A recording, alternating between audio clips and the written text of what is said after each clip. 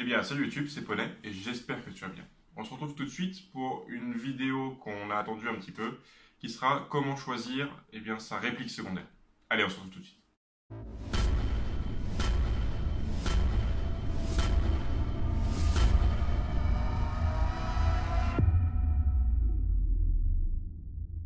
Avant toute chose, je voudrais revenir sur la série de vidéos que j'ai faite avant. Le HK416 n'est pas perdu. J'attends juste de recevoir toutes les pièces avant de vous en faire la vidéo. Donc elle devrait arriver dès que je reçois les pièces externes surtout.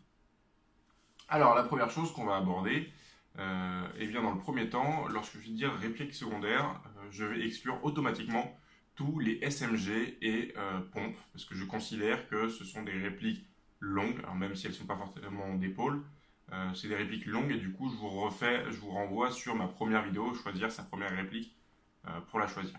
On va donc parler des répliques secondaires et bien surtout des pistolets et des revolvers. Alors, dans un premier temps, on va tout de suite parler des moyens de propulsion, les différents moyens de propulsion qu'il y aura, et puis en fonction des moyens de propulsion, on fera un petit peu la différence entre ces deux répliques d'armes. Alors la première chose qu'on va retrouver, on va retrouver les springs. Alors les springs, qu'est-ce que c'est? Ce sont les répliques utilisant des ressorts. Donc là, dans le cadre de répliques secondaires, de répliques de points, de répliques d'armes de points, on va retrouver surtout des répliques un petit peu mal faites, des répliques un petit peu les répliques de foire, etc.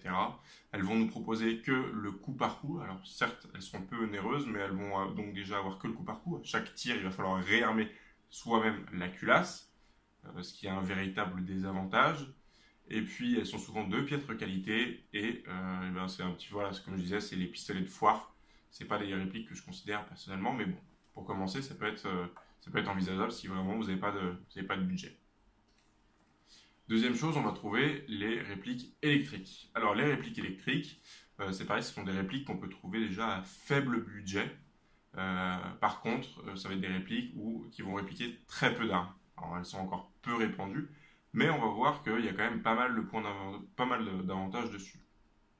Alors les avantages qu'on va retrouver dessus, et bien déjà, ça va être peu onéreux comme je le disais. Elles vont nous permettre d'avoir du semi-automatique et du full automatique, ce qui est vraiment sympa à utiliser. Elles seront très économes en termes d'énergie. On va voir que c'est de toutes petites batteries qui sont placées dans la réplique et le fait de ne pas avoir de mode de propulsion dans le chargeur, on recharge une fois la batterie, on la met dans la réplique et on va pouvoir tirer peut-être 30 ou 40 chargeurs sans avoir à s'occuper du mode de propulsion. Ça, c'est vraiment très intéressant. Et puis, ça va être des répliques qui vont être très, très silencieuses. C'est une toute petite gearbox, un tout petit moteur. Ça va être vraiment intéressant de voir ça là-dessus. Par contre, l'option, ce sont des répliques qui sont moins réalistes, surtout au niveau de la forme. Le fait de devoir loger une gearbox et puis une batterie, elles vont être un petit peu plus larges. Comme je le disais, elles sont moins répandues. Et malgré le fait qu'elles conviennent assez bien pour les périodes froides, les petites batteries, on sait très bien qu'en hiver, elles risquent de perdre un petit peu de puissance. Puissance également, vu que ce sont des petites gearbox, elles ont des petits ressorts et du coup on aura des puissances très basses, donc on aura une portée qui sera un petit peu plus limitée. On passe maintenant sur le troisième mode de propulsion et qui sera le gaz ou le CO2. Alors ce sont deux choses qui sont assez proches et pourtant qui ont des points forts et des petites faiblesses très différentes.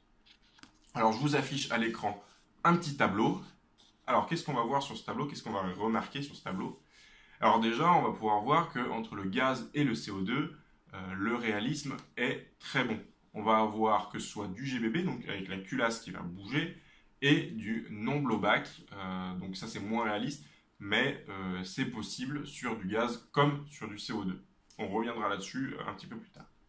L'autonomie maintenant, alors l'autonomie est plutôt assez bonne. On va retrouver environ 2 chargeurs par charge de gaz. Alors pour le gaz, ça va être 2 chargeurs par charge de gaz. Et pour le CO2, une Sparklet va faire pareil entre 2 et 3 chargeurs. Ce sont toujours des moyennes. Attention, pour une réplique ou pour une autre, on peut trouver des chargeurs à gaz des répliques d'armes à gaz qui vont pouvoir supporter 4 ou 5 chargeurs sans qu'on ait besoin de remplir en gaz. Et puis il y en a, elles vont avoir du mal à finir un chargeur. Voilà, ce sont bien des moyennes, mais environ une charge de gaz pour 2 chargeurs.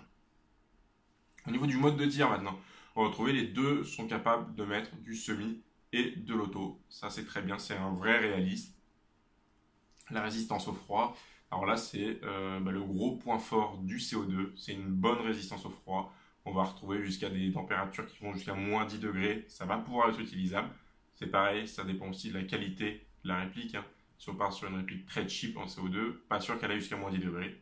Et la résistance au froid, alors là j'ai mis jusqu'à 0 degré. Des répliques très haut de gamme vont permettre de pouvoir jouer jusqu'à 0, peut-être dans les débuts des températures négatives, mais ça ira pas plus bas. Le gaz, c'est vraiment un point faible en hiver. Et c'est quelque chose qui va prendre en compte. Les puissances, maintenant, on va pouvoir voir. Alors, en gaz, on va être assez bon. On va être entre 0,8 pour les répliques les plus répandues jusqu'à 1,2 joules. Là, je parle bien évidemment ici en joules. Alors que pour le CO2, c'est le gros point négatif. On est souvent au-dessus du 1,2 à 1,5 joules lorsque ça va être du gaz aqueous blowback. Et donc là, c'est là où je revenais sur le non-blowback au CO2. C'est souvent beaucoup trop puissant. Et on est entre 1,5 à 2 joules, voire beaucoup plus. Donc là, j'ai mis le 2 joules qui est le maximum en France. Mais voilà, un non-blowback à CO2, c'est souvent beaucoup trop puissant. Et malheureusement, qui dit trop de puissance, dit ne sera pas accepté en partie. Et le prix, il est plutôt élevé, hein. On est entre 100 et 200 euros pour une réplique de points. À savoir, un AEP, on pourrait en trouver à partir de 50 euros. Alors forcément, une réplique de gaz et de CO2 peuvent se retrouver moins chères, mais c'est la fourchette de prix que je donne pour avoir quelque chose de correct. Alors on passe maintenant au chapitre 2, vous me l'avez beaucoup entendu dire lors de la première partie, pistolet ou revolver, et bien je vais enfin expliquer un petit peu la différence entre les deux.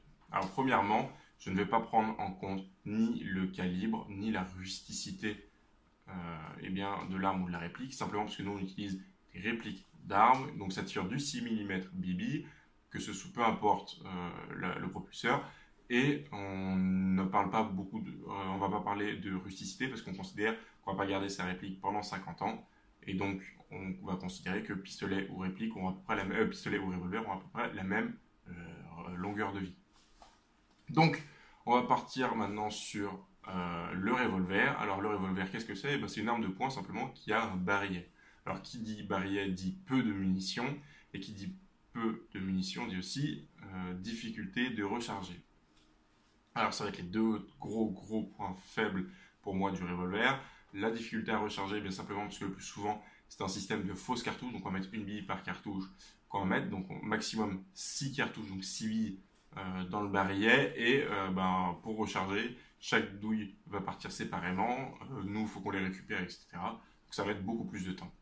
Alors, beaucoup plus de temps que le pistolet, parce que le pistolet c'est quoi? C'est une arme de poing, simplement une réplique. Voilà, le vrai pistolet est une arme de poing qui utilise des magasins ou des chargeurs amovibles. Alors, qui dit chargeur amovible dit forcément plus facile de recharger, hein. On a simplement à éjecter le chargeur et puis en mettre un nouveau garni.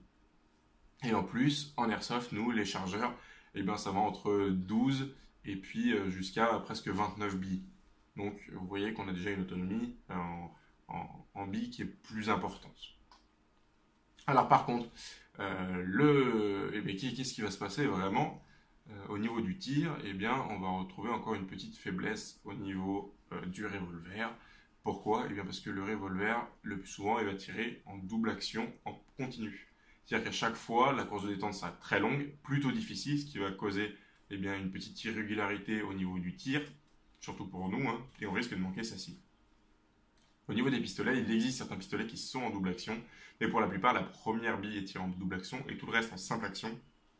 La simple action, c'est simplement un décrochage du marteau. Du coup, ça va être beaucoup plus facile de tirer et beaucoup plus précis. Au niveau du pistolet, par contre, vu qu'on a beaucoup de pièces en mouvement, surtout pour les pistolets blowback, on risque d'avoir une casse plus facilement que le revolver. Le revolver, c'est très peu de pièces qui bougent, donc moins de contraintes sur les pièces, et donc moins de fuite et moins de casse. Voilà. Donc ça, c'est le gros point fort du revolver, et un petit peu le point faible, le petit point faible du pistolet, qui se retrouve d'ailleurs sur les vraies armes. Troisième point, les conseils maintenant que j'ai à vous donner. Alors ce ne sont que des conseils, ça veut dire qu'ils ne seront pas adaptables à tout le monde. mais c'est pour moi les conseils un petit peu principaux. Et le premier, ce sera attendre avant d'acheter sa réplique de points. Alors, je l'ai déjà dit sur sa première réplique, et je le redis encore là cette fois-ci. Pourquoi? Eh bien, parce que je vous conseille d'en essayer le maximum. Ce n'est pas parce qu'une réplique vous plaît physiquement qu'elle sera. Enfin, c'est pas parce qu'une réplique vous plaît qu'elle sera adaptée physiquement à vous, et du coup, en porter une. Alors, c'est sûr, se faire plaisir avec une réplique, c'est très important. Malheureusement, dire de saigner pour acheter une belle réplique et au final avoir quelque chose qui est injouable parce que ça fait 4 kilos, que bah, physiquement on ne peut pas supporter 4 kilos pendant 12 heures, ou alors que bah, on a des mains de schtroumpf et qu'on prend quelque chose pour des mains de géant, et bien voilà, avoir une réplique pour pas jouer avec, euh, ou alors la prendre simplement pour la collection, mais moi c'est vraiment pour jouer, donc ce que je conseillerais, attendre, les prendre en main et s'assurer qu'elle est physiquement compatible. Dans un premier temps, je dirais, il faut choisir sa plateforme. Alors, qu'est-ce qu'on ne devrait pas lui choisir sa plateforme? Eh bien, on va faire vraiment grossièrement, mais bon, le Beretta, c'est quelque chose qui me plaît bien, je vais essayer Beretta. Alors, on va parler un petit peu de la plateforme à ce moment-là, donc la plateforme Beretta, très bien. Mais là, on va se renseigner après par la suite, effectivement, c'est quelque chose qui me plaît bien, mais est-ce qu'il y a des déclinaisons qui sont faites? Alors après, on va découvrir qu'il y a plein de déclinaisons qui sont faites, et donc on va aller sur le deuxième point. Une fois qu'on a la plateforme, on découvre toutes les déclinaisons, et qui dit déclinaison dit bon, bah, les répliques qui sont sorties, enfin les répliques d'armes qui sont sorties avant, les répliques d'armes qui sont sorties après de la même fabrique, il y a tous ces petits frères, toutes ces petites sœurs, et puis est-ce que bah, ils en font des répliques longues, est-ce qu'ils en font des répliques courtes, est-ce qu'ils en font des répliques compétition? Voilà, c'est quelque chose, les essayer, et puis bah, ça se trouve, la version longue, elle nous plaît super bien, mais elle n'est pas adaptée, mais la version courte, bon, elle nous plaît toujours aussi bien, par contre, elle est plus adaptée. Et le fait simplement de s'être renseigné, eh bien, ça va éviter d'acheter la version longue, qui ne serait pas adaptée, et du coup, bah, de pouvoir jouer avec une réplique, acheter la réplique courte, et puis bah, pouvoir jouer avec. Voilà, donc toujours, je disais, attendre et d'essayer au maximum. Se renseigner sur l'histoire de l'arme, c'est extrêmement important. L'histoire de l'arme, j'ai bien parlé de l'arme, se renseigner sur l'histoire de la réplique, pourquoi pas, mais d'abord se renseigner sur l'histoire de l'arme et savoir pourquoi est-ce qu'elle a été créée.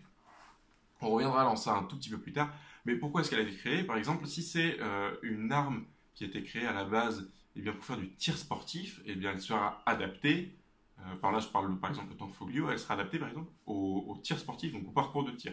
Donc est-ce que notre façon de jouer, eh bien, elle est semblable à l'utilisation que les tireurs sportifs en ont? Donc à ce moment-là, si par exemple c'est oui, nous on fait par exemple de l'airsoft en tir sportif, et bien à ce moment-là, peut-être prendre une réplique d'arme de tir sportif, ça va être quelque chose qui va nous être eh bien, adapté ou qui va être très adapté au moins à la pratique. Autre point aussi que je souhaiterais aborder, eh bien, ce serait prendre des répliques d'armes, mais des répliques d'armes récentes. Alors, quand je parle de répliques d'armes récentes, c'est que même si on en revient par exemple au Beretta, on va essayer de trouver la version de l'arme, je parle vraiment de l'arme à ce moment-là, la version de l'arme la plus récente. Et qu'est-ce qu'elle va nous permettre? Eh bien, on va bénéficier directement eh bien, de toute la recherche qui a été faite par des professionnels de l'armement, eh bien, pour avoir eh bien, nous, la réplique d'une arme plus compacte, ou plus ergonomique, ou plus finie, ou avec qui a caché un petit peu tous les défauts que l'arme avait à la base. Donc du coup, c'est pour nous avoir plus de chances d'avoir eh bien, la réplique d'une arme mieux finie et mieux adaptée au contexte actuel.